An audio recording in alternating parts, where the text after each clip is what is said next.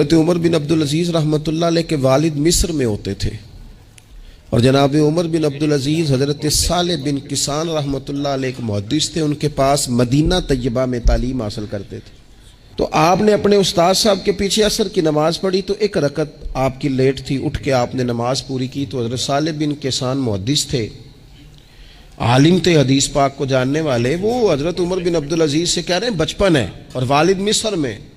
انہوں نے پوچھا بیٹا کہاں تھے؟ نماز میں ایک رکعت میں نے دیکھا کہ آپ نے دیر سے نماز پڑھی ہے۔ تو عرض کرنے لگے میں حضور کنگھی کر رہا تھا۔ بعض بچے آئینے کے سامنے کھڑے رہتے ہیں، پھر بڑی بڑی دیر ہی کھڑے رہتے ہیں۔ کنگھی کر رہا تھا تو ذرا دیر ہو گئی۔ حضرت صالح بن کسان رحمۃ اللہ علیہ نے ان کے والد کو مصر میں خط لکھا، فرمانے لگے جوانی بھی ہے، موقع بھی ہے، فرصت بھی ہے، اور ابھی بھی آپ کا بیٹا جماعت سے نماز نہیں پڑھتا۔ مصر میں خط گیا۔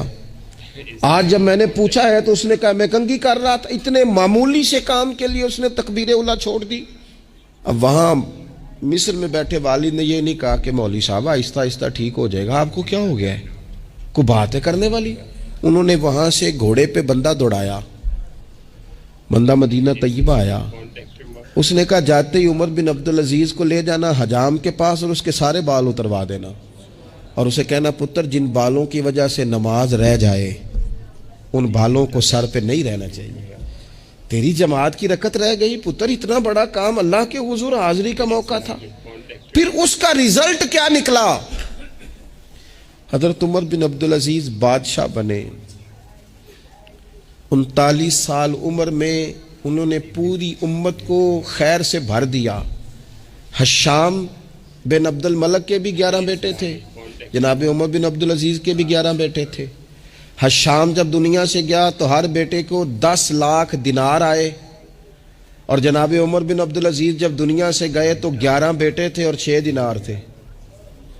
اور جاتی دفعہ کہنے لگے پتر اپنے باپ پہ شکوہ نہ کرنا، تمہارا باپ بزدل تھا، 2 رستے تھے، یا تو میں اپنے لیے جہنم کٹھی کرتا اور تمہارے لیے جائیداد بناتا، لیکن میں بزدل تھا، دوزخ سے ڈر گیا، میں جائیداد نہیں بنا سکا، اپنے باپ کو معاف کر دینا۔ تو بچے کہنے لگے ابا جی ہم جس گلی سے گزرتے ہیں لوگ اٹھ کے کھڑے ہو جاتے ہیں کہ نیک باپ کی اولاد جا رہی ہے، اچھے باپ کے بچے جا رہے ہیں، ہمیں کوئی ضرورت نہیں جائیدادوں کی۔ وہ شخص جو یہ بیان کرتا ہے نا کہ 6 دینار چھوڑ گئے تھے، وہ کچھ کفن دفن پہ لگ گئے، کچھ اور کسی کام لگ گئے، 6 دینار کل بچے بچوں کے پاس، 11 بیٹوں کے پاس، لیکن وہ شخص کہتا ہے وہ جو 10 لاکھ دینار حشام بن عبد الملک کے بچوں کو آئے تھے، وہ مسجدوں کے سامنے بھیک مانگا کرتے تھے، کیونکہ جب بچوں کو بنا اس طرح کا دیا گیا کہ کھانے میں پینے میں موج میں اڑا دیا مال، اور یہ جو 6 دینار 11 بیٹوں کو دے کے گیا، رب نے اتنی برکت دی کہ ایک ایک بیٹا ایک ایک وقت میں 100 گھوڑے مال کے بھرے ہوئے رب کے رستے میں خیرات فرمایا کرتے تھے۔ اصل دولت اولاد ہے، اصل دولت اس کا اخلاق ہے، اصل دولت اولاد کی اخلاقی تربیت ہے۔